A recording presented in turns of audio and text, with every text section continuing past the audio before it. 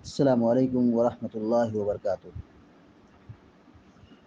الحمد للہ رب العالمین والعاقبۃ للمتقین والصلاة والسلام علی اشرف الانبیاء والمرسلین نبینا محمد وعلی آلہ وصحبہ اجمعین وبعد۔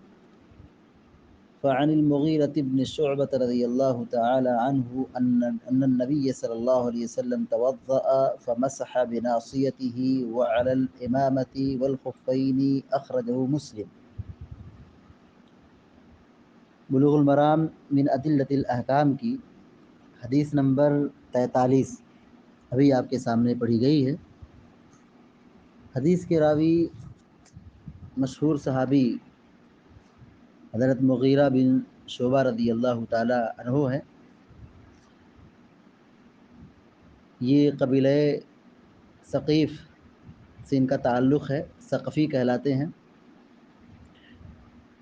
جنگ خندق کے موقع پر مسلمان ہوئے تھے، ہجرت کر کے مدینہ تشریف لائے اور صلح حدیبیہ میں آپ نے شرکت کی تھی، اور یہ پہلا واقعہ تھا، یہ پہلا معرکہ تھا جس میں اللہ کے نبی علیہ الصلوۃ والسلام کے ساتھ شریک تھے۔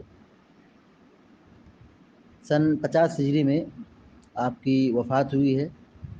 آپ سے تقریباً 50 سے زائد حدیثیں مروی ہیں۔ مسلم شریف کی ایک روایت بھی انہی کی پڑھی گئی ہے، مغیرہ بن شعبہ رضی اللہ تعالی عنہ کی۔ الفاظ میں لکھیں: ان النبی صلی اللہ علیہ وسلم توضأ وضو کیا، توضأ وضو کیا، فمسح اس کا معنی ہوگا مسح کیا، فمسح تو مسح کیا، بناصیتہ ناصیۃ منے پیشانی، ناصیۃ منے پیشانی، یعنی آنکھ کے جو اوپر کا حصہ ہوتا ہے، ہڈی کے اوپر آنکھ کا جو مقام ہے، جگہ ہے، اس کے اوپر جو ہڈی ہے بال کے نیچے والا، اس کو پیشانی کہتے ہیں۔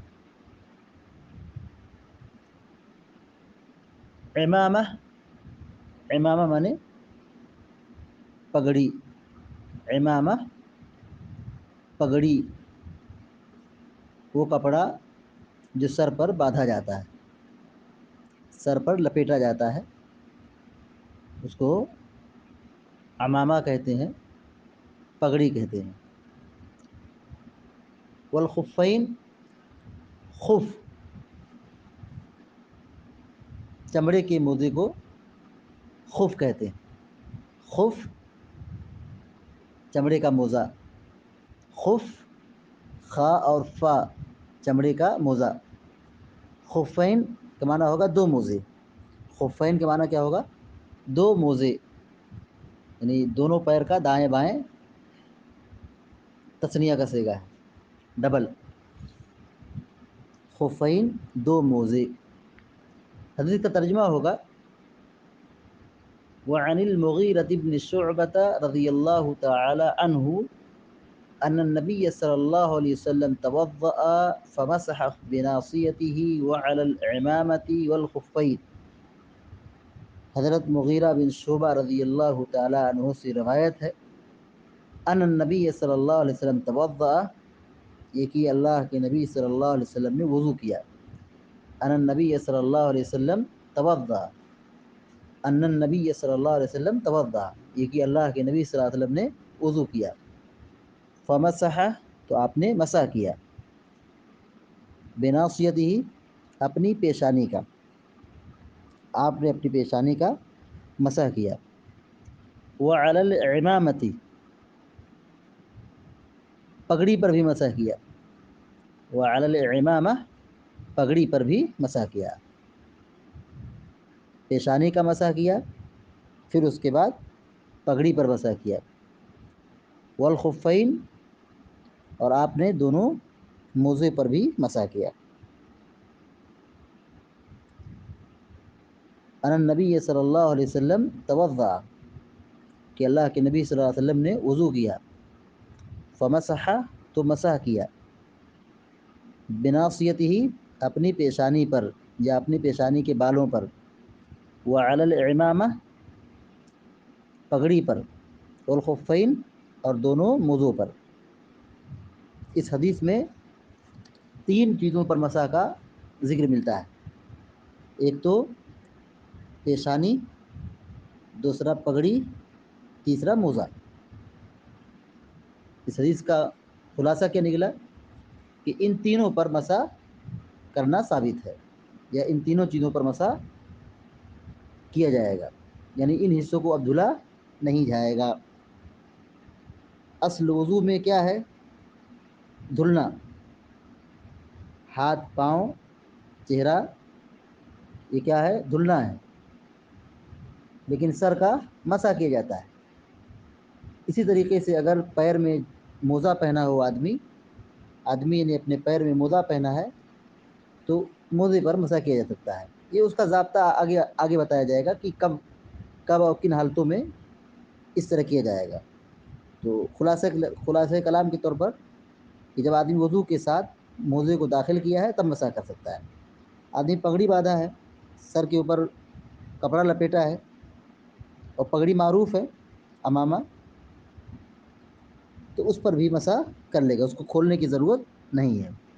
شریعت میں یہ جو تعلیم دی گئی ہے کہ آپ صلی اللہ علیہ وسلم نے مسح کیا، تو اس میں آسانی اور سہولت ہے، اس میں آسانی اور سہولت کا ذکر ہے کہ پگڑی جو باندھی جاتی ہے اس کو کھولنا پھر باندھنا ایک دشوار کن معاملہ ہے، مشکل چیز ہے، اس لیے شریعت نے اس کو کھولنے کا حکم نہیں دیا بلکہ اس پر مسح کرنے کی تعلیم دی ہے۔ جسے اللہ کے نبی علیہ السلام نے اپنے سر کا جب مسح کیا تو پگڑی پر مسح کیا، پگڑی کو ہٹایا نکالا نہیں بلکہ پگڑی پر مسح کر لیا۔ تو پیشانی کے بالوں پر اور پگڑی کے اوپر مسح کر لیں، اس سے مسح مکمل ہو جائے گا۔ اور اسی طریقے سے اگر آدمی وضو کے ساتھ اپنے موزے کو پیر میں داخل کیا تھا، موزہ پہنا تھا، تو وضو میں پیر دھلنے کی ضرورت یا موزہ نکالنے کی ضرورت نہیں ہے، بس موزے پر مسح کر لیں گے۔ اللہ کے نبی علیہ السلام سے یہی ثابت ہے، جیسا کہ مغیرہ بن شعبہ رضی اللہ تعالیٰ عنہ بیان کرتے ہیں کہ اللہ کے نبی صلی اللہ علیہ وسلم نے وضو کیا تو اپنی پیشانی اور پگڑی پر مسح کیا اور اپنے موزے پر، دونوں موزے پر مسح کیا۔ اس حدیث سے 6 باتیں معلوم ہوتی ہیں۔ نمبر 1، پگڑی پر مسح کرنا جائز ہے، پگڑی پر مسح کرنا جائز ہے۔ نمبر 2، موزے پر مسح کرنا جائز ہے، موزے پر مسح کرنا جائز ہے، یعنی مسح کر سکتے ہیں۔ نمبر 3، ہماری شریعت میں بڑی سہولت اور آسانی ہے، ہماری شریعت میں بڑی سہولت اور بڑی آسانی ہے۔ نمبر 4، امامہ باندھ سکتے ہیں، پگڑی باندھ سکتے ہیں، یہ اچھا لباس ہے، شریفوں کی پہچان ہے، پگڑی باندھنا چاہیے۔ اللہ کے نبی علیہ السلام پگڑی کا یا امامہ کا اہتمام کرتے تھے، تو پگڑی باندھ سکتے ہیں۔ 5ویں بات کیا معلوم ہوئی؟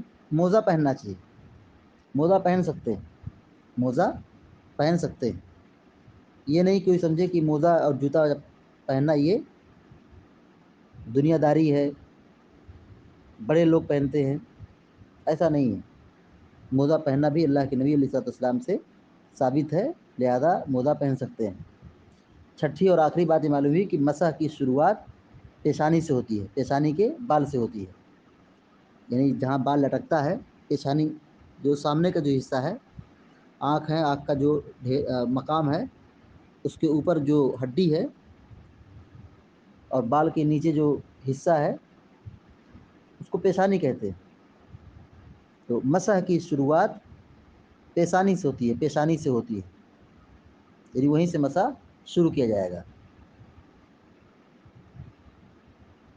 حدیث کا مستفاد اور خلاصہ یہ ہوا کہ اللہ کے نبی علیہ السلام نے وضو میں پگڑی پر مسح کیا ہے، پیشانی کے بال پر مسح کیا ہے اور اسی طریقے سے موزے پر مسح کیا ہے، لہذا اس پر عمل کرنے میں کوئی حرج محسوس نہیں کرنا چاہیے۔